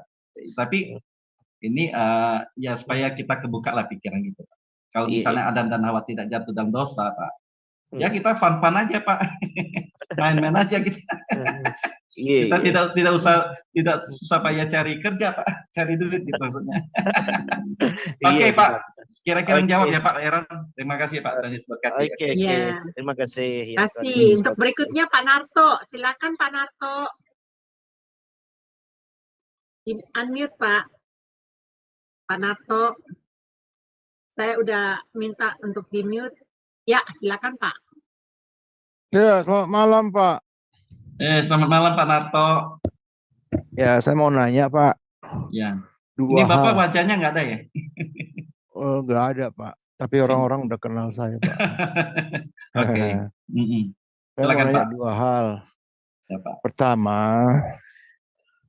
kapan malaikat diciptakan? Itu pertanyaan pertama. Kalau boleh pertanyaan yang sesuai dengan pelajaran hari ini, jangan menyimpang.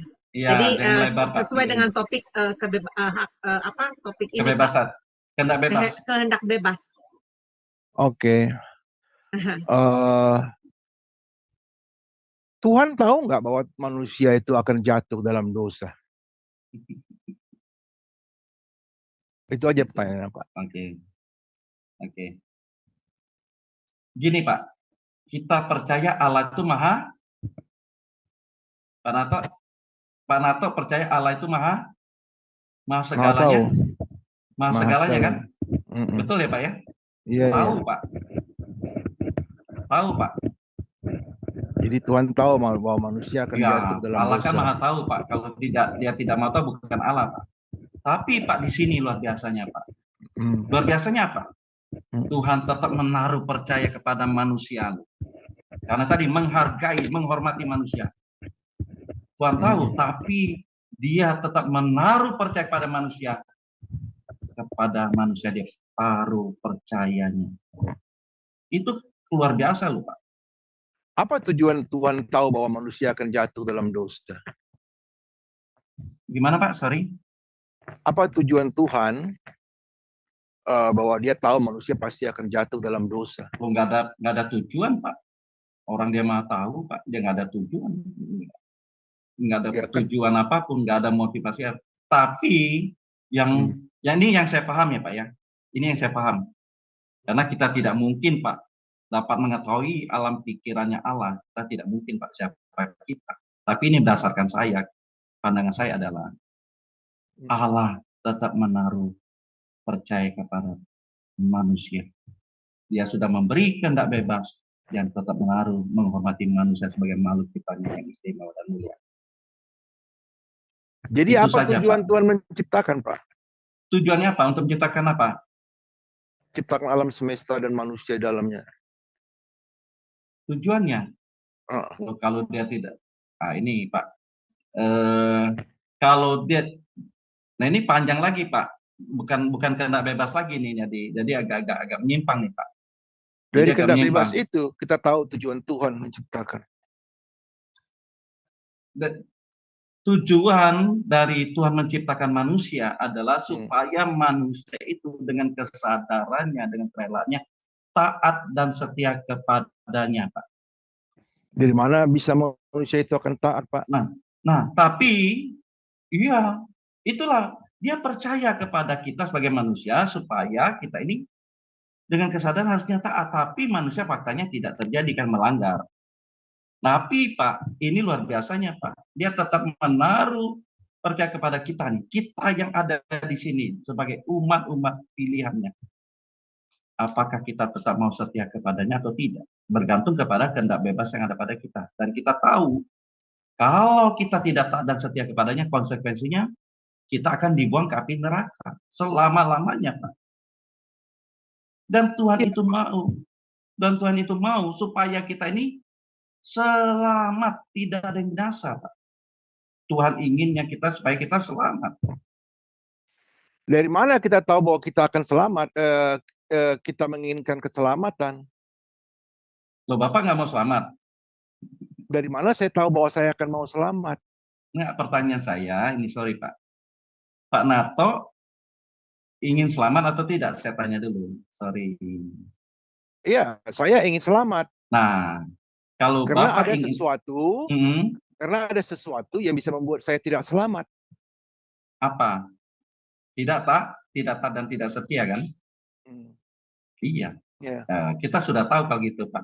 Nah, kalau kita sudah tahu hal itu, bagaimana kita tetap menjaga keselamatan itu dengan takut dan gentar? Ya kita harus dengar-dengaran, setia sampai akhir hidup kita. Iya, dari mana kita tahu? Dari mana kita Oke, maaf Pak, saya ini nggak tahu siapa yang mute dia, tapi ternyata ada co-host yang mute dia. Karena gini Pak Narto, nanti kita akan membicarakan lagi soal ini kalau ada waktu ya, karena tadi udah jelas sekali pengajarannya yang tadi dikatakan Pak dosen saya, Pak Jos, bahwa kehendak bebas diberikan kepada manusia ya, tapi manusia itu melakukan kebebasnya harus sesuai dengan kehendak Allah. Jadi tadi saya udah bacakan ayat juga di dalam Mazmur yang mengatakan kalau manusia tidak punya hikmat boleh disamakan seperti hewan. Nah, hewan akan dibinasakan. Jadi karena kita bukan hewan, kita adalah makhluk yang mulia, jadi kita berbeda. Jadi untuk kita menerima keselamatan itu, apakah kita mau mengikuti kehendaknya Tuhan? Kalau kita mau mengikuti kehendak Tuhan, pasti kita akan diselamatkan. Amin. Dari mana kita tahu bahwa ada perubahan dalam hidup kita? Kita tidak mengikuti lagi hidup manusia yang penuh sandiwara. Yang ada berkata, dunia ini penuh dengan sandiwara, ya. Tetapi kita anak-anak Tuhan ini bukan umat yang bersandiwara. Jadi kita bukan aktor-aktor movie yang mempermainkan satu acting untuk menampilkan siapa diri kita. kita. Tetapi kita adalah manusia-manusia yang harus menyangkal diri, memikul salib, dan mengikut dia. Jadi fokus akan panggilan Tuhan. Pak Narto, jangan kemana-mana. Nanti setelah selesai ini saya izinkan Bapak untuk berdiskusi dengan Pak Jos. Kalau Pak Jos belum ngantuk ya. Kita lanjut dulu. Acara ini untuk Ibu Lina. Ibu Lina Kirana, silakan Bu Lina. Iya, shalom. Shalom Ibu Lina, shalom. Maaf Pak, tadi saya nggak begitu, maksudnya saya datangnya telat ya. Jadi saya cuma mau tanya begini, kan kita itu dikasih kehendak bebas ya, kan gitu dari awal ya, dari Adam dan Hawa, dia dikasih kehendak bebas sehingga dia sendiri yang mengambil buah itu. Allah tahu, tapi Allah maksudnya bukan membiarkan, tetapi mengizinkan gitu ya Pak, atau bagaimana? Karena kalau di kehidupan sehari-hari kan orang selalu bilangnya contoh aja gitu ya, kayak ini jodoh dari Tuhan, padahal sebetulnya kita harus tanya maksudnya kita berhikmat gitu ya. Selain tanya kita berhikmat, begitu juga dalam pekerjaan. Kita juga harus tanya Tuhan dan berhikmat, apakah ini benar dari Tuhan atau keinginan kita, karena kebanyakan kan kita tuh lebih kedagingan kan gitu ya Pak ya. Nah, berarti itu bukan maksudnya berarti kita harus tanya Tuhan gitu kan, bukan asal wah ini kayaknya dari Tuhan nih, padahal belum tentu. Nah, yang saya mau tanyakan, jadi segala sesuatu itu bukan bukan kita main maksudnya ambil keputusan wah ini dari Tuhan, tapi kita harus sabar dan tunggu sampai Tuhan kasih apa yang kita inginkan, walaupun Tuhan kasih kehendak bebas, tetapi kita sabar gitu ya Pak. Terima kasih. Ya betul Bu Lina. Jadi sebenarnya dengan kehendak bebas yang ada pada kita, yang mana sejatinya kita harus arahkan untuk melakukan kehendak Allah. Jadi segala sesuatu, keputusan kita itu sebenarnya berdasarkan dari Allah. Nah, tadi disampaikan adalah hikmat. Tentu kita berdoa, dari berdoa itu Tuhan berikan hikmat kepada kita, sehingga kita benar-benar melakukan keputusan itu berdasarkan dari keputusan Allah. Apa tanda-tandanya? Tentu ukurannya itu ada damai sejahtera. Ya, ada damai sejahtera. Tentu juga kita melihat dari pemandangan kita. Tentu juga Bapak Ibu kita tidak bisa menafikan logika kita ya. Logika kita, intelektual kita juga kita harus rasional gitu ya. Tapi di atas semuanya itu kita tentu minta pertimbangan Tuhan, dalam hal ini kita bawa dalam doa setiap keputusan kita itu. Biasanya ada, kalau kita itu minta konfirmasi lah, biasanya ada konfirmasi, Tuhan berikan konfirmasimu, tandamu kalau ini benar keputusannya dari Engkau. Biasanya kita minta seperti itu ya, apa yang kita sampaikan itu, sehingga kita benar-benar tidak salah dalam mengambil keputusan itu. Jangan keputusan itu keputusan ego kita, keputusan pribadi kita. Dan ini memang perlu tadi kesabaran, tanda-tanda yang Tuhan berikan kepada kita untuk kita mengambil keputusan. Jadi betul Bu Lina, ya, apa yang Bu Lina sampaikan itu ya, memang butuhkan sabaran, tanda-tanda atau konfirmasi dari Tuhan, kita memang butuhkan hal itu supaya tidak salah dalam mengambil keputusan. Terima kasih Bu Lina. Iya, terima kasih Pastor. Iya. Ya, baik Pak. Ini tadi di dalam chattingan ada satu pertanyaan. Kebetulan Pak Yuli Sabto ini tiba-tiba internetnya mati. Dia tinggal di Solo, ya. Dia bertanya begini, Pak. Izin bertanya, Pak Jos, bagaimana kedaulatan Allah Tuhan dan kehendak bebas manusia dapat bekerja sama dalam proses keselamatan manusia? Oke, kalau kedaulatan Allah itu adalah Allah ingin supaya kita selamat. Itu kedaulatan Allah. Allah ingin semua kita selamat. Makanya Tuhan Yesus mati untuk semua manusia. Bukan hanya untuk orang Kristen, tapi untuk semua manusia. Lalu, kehendak bebas kita apa? Adalah bagaimana kita bertanggung jawab atas keselamatan yang Tuhan sudah anugerahkan kepada kita. Kita kerjakan keselamatan itu dengan takut dan gentar. Kita kerjakan dengan takut dan gentar keselamatan itu supaya benar-benar keselamatan itu menjadi milik kita sepenuhnya. Dengan kehendak bebas yang ada pada kita, kita melakukan kehendak Allah. Dengan melakukan kehendak Allah, artinya kita mengerjakan keselamatan itu dengan takut dan gentar sampai kita menutup mata di bumi ini. Jadi kedaulatan Allah semua kita mau selamat, tetapi Allah tidak bisa mengintervensi loh. Itu tadi saya bilang, nanti akan kita lari kemana? Ke soteriologi. Sekali selamat tetap selamat. Apakah itu benar apa tidak? Nanti biar pengajar yang mengajar soteriologi. Tapi kita harus tahu bahwa Allah ingin semua kita selamat, itu kedaulatan Allah. Tetapi dalam kedaulatan Allah, Allah tidak bisa mengintervensi, oh ini kamu selamat, ini tidak. Oh, Allah yang jahat kalau demikian. Allah ingin kita semua selamat. Tetapi dalam keselamatan itu yang Tuhan anugerahkan kepada kita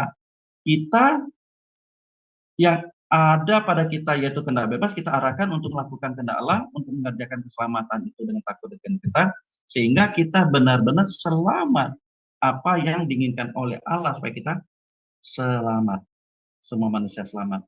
Demikian Bu Heni, kiranya bisa menjawab. Baik. Ya, kiranya bisa menjawab. Baik, nanti mudah-mudahan Pak Yuli Sabto ini mendengarkan siaran kami kembali dan dia bisa menerima jawabannya.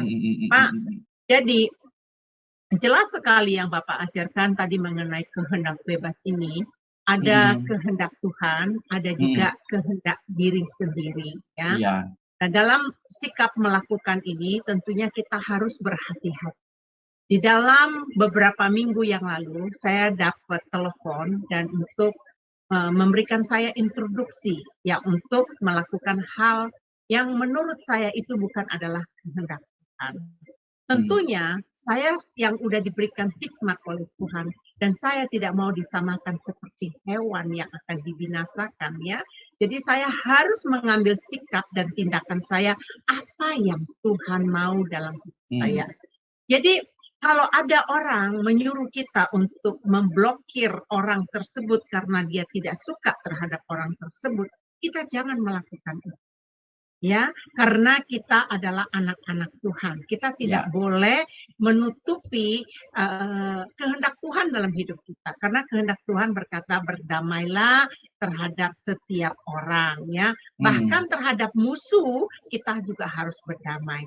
Jadi kehendak bebas itu bukan berarti kita ikutin kemauan orang tersebut, tetapi kita harus mengikuti kehendak Allah, kehendak Tuhan di dalam kehidupan kita. Walaupun resiko yang saya dapat, yang saya terima, saya tidak menyesal karena saya tahu apapun yang Tuhan izinkan terjadi di dalam kehidupan saya, ada maksud Tuhan, ada rencana Tuhan.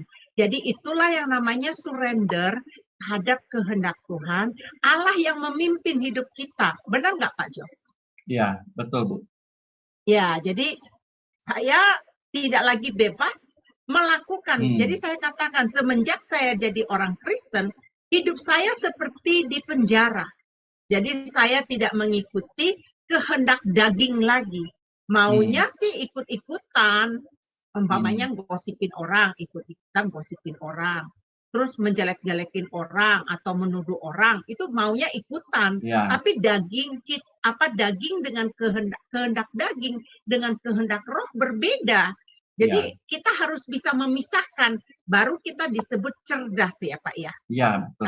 Kalau enggak kita enggak cerdas dalam hal ini. Nah itu kehendak bebas itu juga harus kita pergunakan dengan baik.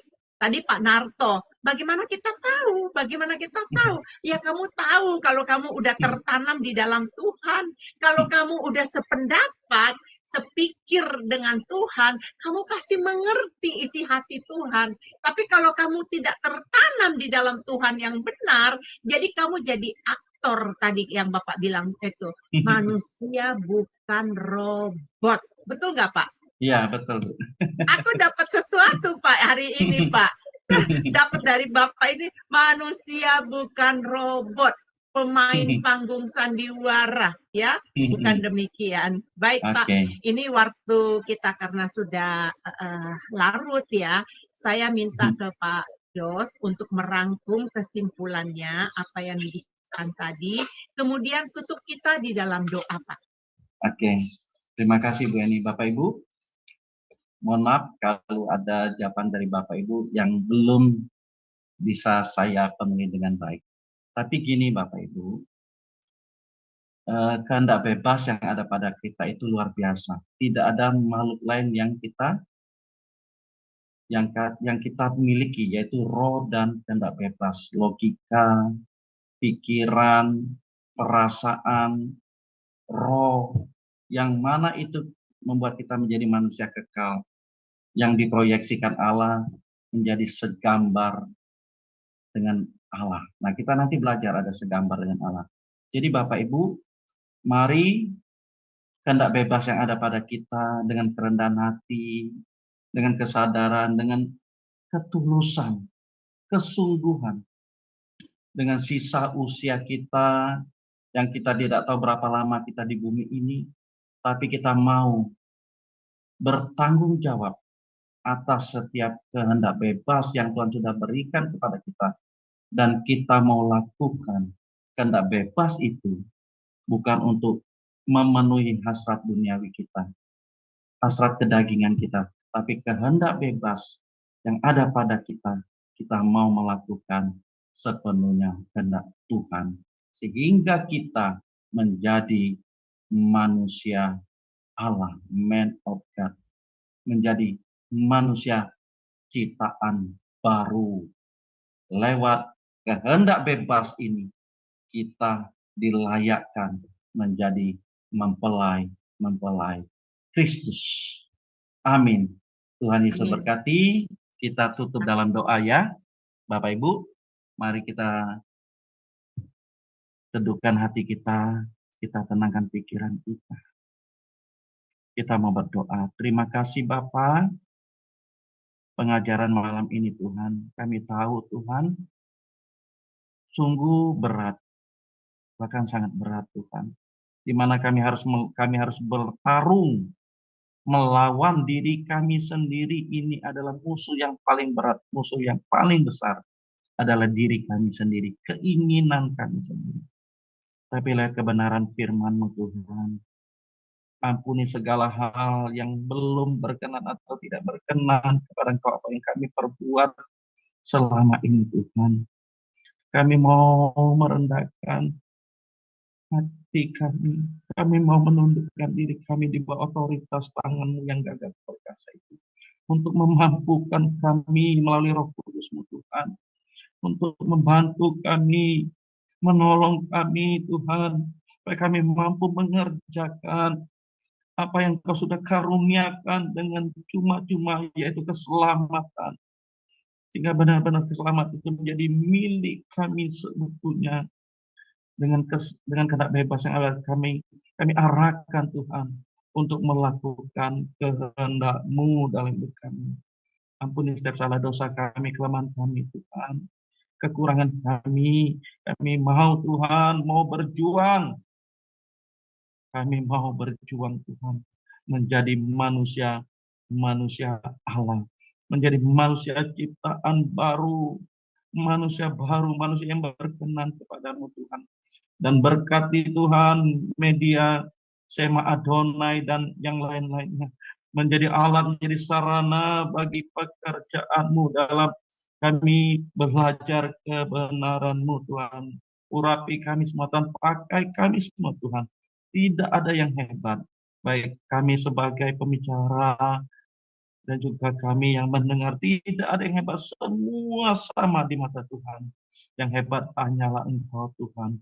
Roh Kudus menolong kami, membantu kami Tuhan, supaya kami benar-benar memiliki kesatuan hati, memiliki kerendahan hati untuk belajar kebenaran-Mu, dan kami tidak menjadi manusia yang sombong, karena kami tahu Tuhan, kalau sampai kami memiliki roh kesombongan, pasti itu akan dibuang, dihajar oleh Tuhan. Dan kalaupun kami miliki itu Tuhan, kami mau bertobat dan berubah, supaya kami benar-benar Tuhan miliki hatimu, kami memiliki pikiranmu, memiliki perasaanmu Tuhan. Dan itu kami peragakan dalam kehidupan kami. Berkati Tuhan kami semua yang hadir, baik melalui media Zoom dan juga yang akan menyaksikan atau menonton di kemudian hari. Kami serahkan Tuhan, kami umat-umat-Mu pada malam ini di dalam tangan pengasihan-Mu.